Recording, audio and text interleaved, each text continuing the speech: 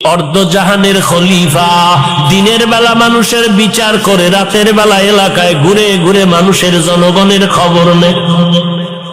হযরত ওমর ঘুরতেছেন, এক সময় গিয়া দেখেন জঙ্গলের পাশে একটা ছোট্ট কুঁড়ে ঘরের মধ্যে আগুনের আওয়াজ দেখা যায়, আগুনের আলো দেখা যায়। হযরত ওমর কিনারায় গিয়া দূরত্ব বজায় রেখে একটু দাঁড়াইলেন, তাকায় দেখতেছেন এক বৃদ্ধা বুড়ি মহিলা পাত্রের মধ্যে পানি গরম করে আর পার্শ্বে বাচ্চাগুলো ঘুমিয়ে আছে। হযরত ওমর অপরিচিত অবস্থায় সালাম দিয়া বলেন, আম্মা জান, এই গভীর রাতে জঙ্গলের মধ্যে আগুন জ্বালায় কি করে? আম্মা জান বললেন, কে যুবক তুমি? বলে, আমি একজন আগন্তুক মুসাফির। কি চাও? বলে, আমি ঘুরে ঘুরে দেখি কারো কোনো সমস্যা আছে কিনা, উপকার করতে পারি কিনা।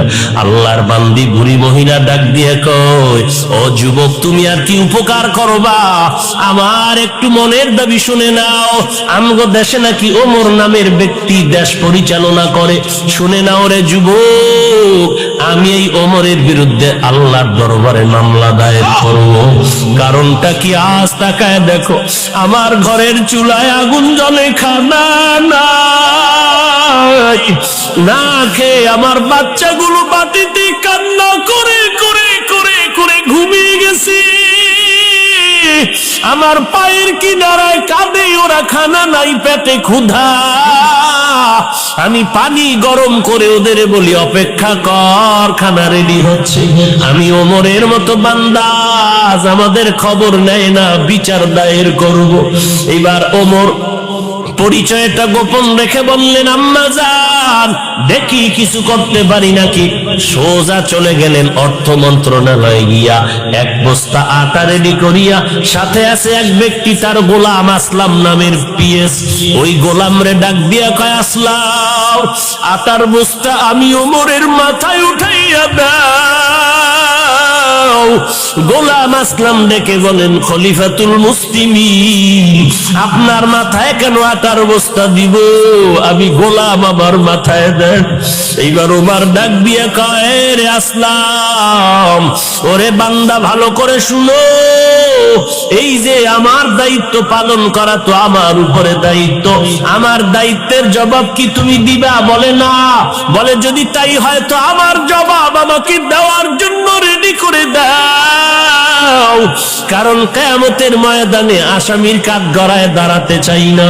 বাধ্য হইয়া গোলাম ওমরের মাথায় বোগাস আটার বস্তা যখন তুলে দিয়েছেন, খলিফাতুল মুসলিমিন, অর্ধজাহানের খলিফা, মাথায় বস্তা নিয়ে চলছেন গভীর রাত। বুড়ি মহিলার ঘরের কিনারায় গিয়া ওমর চোখের পানি ছেড়ে বলেন, আম্মা জান, আপনি ভেতরে চলে যান। এইবার মহিলা ভেতরে চলে গেল। ওমর নিজে আটা বের করিয়া, নিজে খামিরা বানাইয়া, ওমর নিজের হাতে রুটি বানানো শুরু করে দিলেন। গভীর রাত্রে কেউ দেখি না, আমার মাওলায় তো তাকাইয়া দেখতেছে। এগুলো কেমনে হয়? তাকওয়া থাকলে হবে, না হয় হবে না।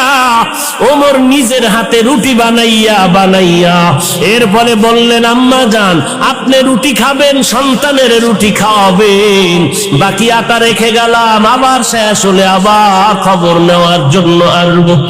এই কথা বলে ওমর বিদায় নিবেন। যখন বের হলেন, মহিলা ডাক দিয়া কয়, ওরে যুবক,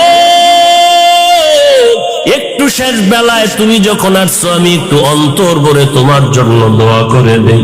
আল্লাহ যদি তোমারে আজকে দেশের পরিচালনার দায়িত্ব দিতেন, তাহলে দেশের মানুষ আর কোনোদিন কষ্টে থাকতে পারত না। আমি দোয়া করি তোমার মতো বান্দাটারে যেন দিয়ে আল্লাহ উম্মতের খেদমত নেয়। ওমর চলে গেলেন। পরের দিন আদালতে বসিয়া মসজিদে নববীতে বার্তাবাহক পাঠায় বলে, অমুক এলাকায় এক বৃদ্ধা মহিলা, তাকে ডেকে আমার আদালতে হাজির করো। মহিলার কাছে যখন খবর চলে গেল, আপনাকে খলিফাতুল মুসলিমিন ডাকছেন, তাড়াতাড়ি চলেন, ওমর ডেকেছেন। মহিলা তো জানে না গত রাত্রের যুবকটাই ছিল ওমর। ওমর খলিফাতুল মুসলিমিন। মহিলা ভয় পেয়ে গেল, গত রাতের ঘটনা কি খলিফাতুল মুসলিমিনের কাছে সেই যুবকটা বলে দিল নাকি আমার আজ ফাঁসি হয়ে যাবে। ভয় যখন ডাকছে, আমি তো ওমরের বিরুদ্ধে কত কথা কালকে বলেছি, আজ আমার বিচার না জানি হয়ে যায়। এইবার খলিফাতুল মুসলিমিন ডাকছে, হয়তো আমার বিচার হবে, ফাঁসি হয়ে যাবে। নিজেকে শেষ বিদায়ের মনে করিয়া সন্তানগুলোর থেকে কান্না করে করে বিদায় নেয় আর বলে, সন্তানেরা চির বিদায় দাও, গতকাল আমি খলিফাতুল মুসলিমিনের বিরুদ্ধে কথা বলেছি, আজ বিচার হবে। এদিকে ওমর অপেক্ষায় আছে। মহিলা হেঁটে হেঁটে হেঁটে হেঁটে খলিফাতুল মুসলিমিনের দ্বার প্রান্তে যখন এসে গেল, দরওয়াজা দিয়ে তাকায় দেখে গতকাল রাতের সেই যুবক দাঁড়িয়ে আছে। দেখিয়া ভয় পেয়ে গেল মহিলা। ওমর ডাক দিয়া কয়, মা কোনো ভয় নাই, কারণ আপনি তো আজকে অপরাধী না, অপরাধী তো আমি ওমর। আজকে তো আপনি আসামি না, আমি আসামি নিজেই। কেন এর আগে আপনার খবর নিতে গেলাম না? আজ আপনি আমার বিচার করেন। ওমর একটা পাগড়ি লম্বা হাতে নিয়ে বলে, পাগড়ির একটা মাথা আমার গলায় পেঁচায় দিলাম, আর এক মাথা আপনার হাতে নেন, আর এই পাগড়ির মাথা ধরে আমাকে রাস্তায় রাস্তায় টানতে থাকেন আর আমার বিচার করেন। দুনিয়াতে আমার বিচার হয়ে যাক, কিন্তু হাসরের ময়দানে যেন আল্লাহর আদালতে দাঁড়ায় হিসাব দিতে না হয়। কারণ এই দুনিয়ার বিচারের থেকে হাসরের ময়দানের বিচারটা আরো কত বড় কঠিন। সূর্যটা থাকবে মাথার উপরে, সূর্যের গরমে জমিন হয়ে যাবে তামা। গুনাহগারের মাথার মগজগুলো ভাতের মারের মতো টকবক করে ফুটতে থাকবে। অপর দিকে জাহান্নামের আওয়াজ, জাহান্নাম চিল্লায় বলবে, আল্লাহ গুনাহগার গুলো আমার পেটে দাও।